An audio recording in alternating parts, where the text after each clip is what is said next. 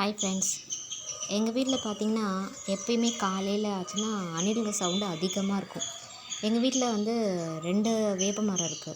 வேப்ப மரத்தை ஃபுல்லாகவே இப்போ கழிச்சு விட்டுட்டோம்.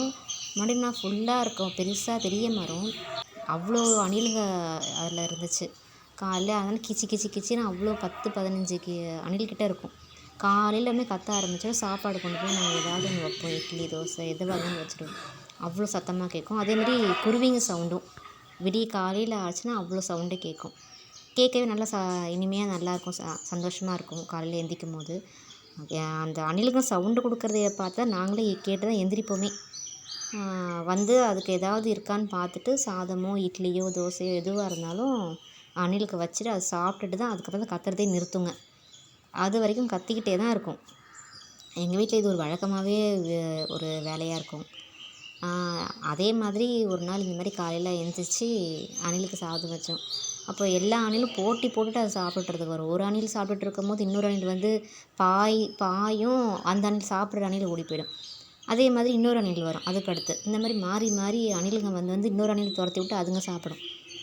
நாங்கள் திடீர்னு கீழே இறங்கி போனாலும் எங்களை பார்த்து பயந்து ஓடிடும். யாருமே போகாமல் இருந்தாலும் பக்கத்தில் போகாமல் இருந்தால் அது பாடு அழகாக சாப்பிட்டுட்டு வச்சதை சுத்தமாக காலி பண்ணிட்டு போயிடும்.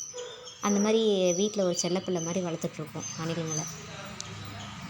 அப்புறமா பார்த்திங்கன்னா குருவிங்க சவுண்டு பார்த்திங்கன்னா ரொம்ப அதிகமாக இருக்கும். கிச்சு கிச்சு கிச்சுன்னு அதுவும் சவுண்டு கொடுக்க ஆரம்பிச்சிடும். ஒரு 10 15 குருவிங்க வந்து கத்திக்கிட்டு இருக்குங்க.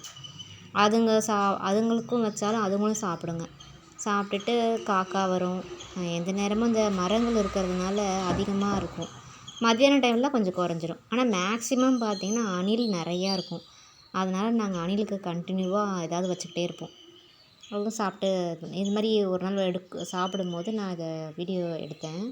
பொதுவாக அணிலுங்கெல்லாம் வந்துட்டு காலையில் கத்துறது, இந்த குருவிங்க கத்துறது இதெல்லாம் கேட்குறதுக்கு மனதுக்கு ரொம்ப சந்தோஷமாக இருக்கும்.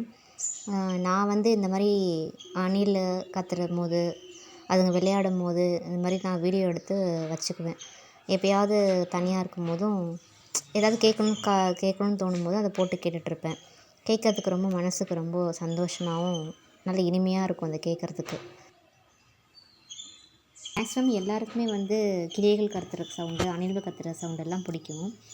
உங்களுக்கு இந்த வீடியோ பிடிச்சிருந்துச்சுன்னா எனக்கு வந்து சப்ஸ்கிரைப் பண்ணுங்கள்.